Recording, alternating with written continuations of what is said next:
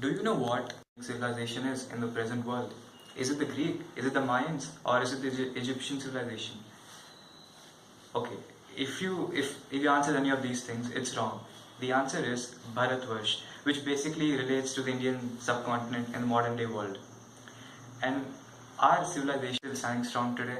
It's because our elders preserved our culture, our knowledge, our heritage. You might say why we have to preserve our past stuff, old stuff.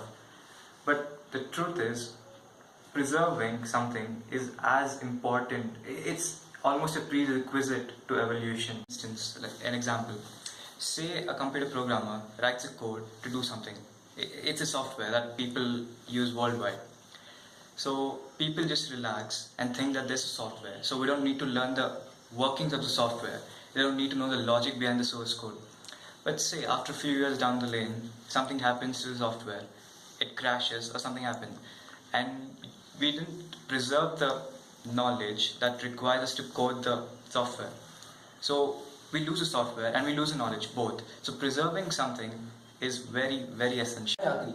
For instance, our epics, the Ramayana, Mahabharata, they're not just stories, they're life lessons.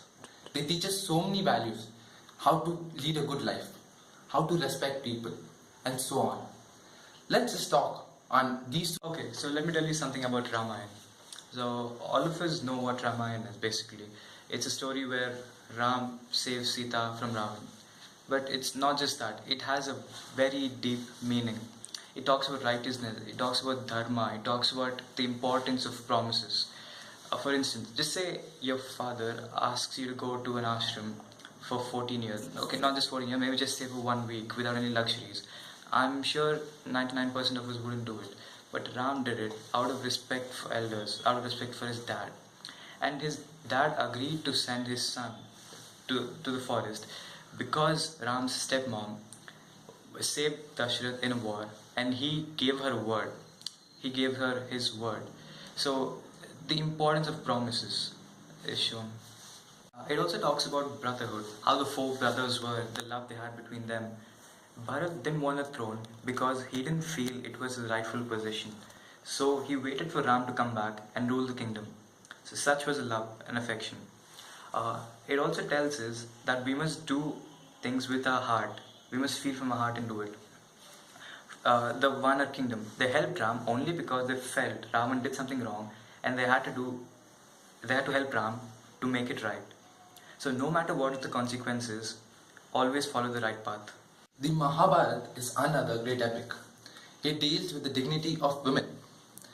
Mahabharata happened because of disrespect to one woman. The woman was Draupadi. Just because one woman was disrespected, the whole Pandava and the Pandava army came for her support. But in the present scenario, when a woman is disrespected in the society, nobody comes to her rescue. Everybody just stands and watches. Everybody ignores it. Why is this happening?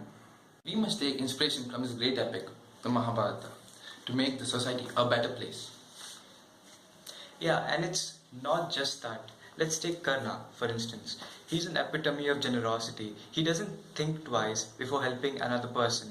The armor he had that was protecting him, he gave it away just because somebody asked for it. And that's what led to his death. But he didn't mind. He was very happy even on his deathbed because he helped the person. And it's not just Karna. Let's take Arjun, for example. Arjun proved that single-minded focus can do anything. It can achieve. Yudhishthira, one of the characters in Mahabharata, who speaks only truth. He never fears about the consequences of speaking truth. We all must take inspiration from him to speak truth and never fear the consequences. Shakuni shows that greed can consume an entire dynasty. So we've seen a few examples that show us our Indian epics can teach us a lot. There are many examples more that we can learn from them. Indian epics are not just stories, they're real life lessons. They will continue to inspire people long after we're gone. I'm Jashwant from EC Department, Amritsar School of Engineering. And I'm Aditya from Amritsar School of Engineering, EC Department.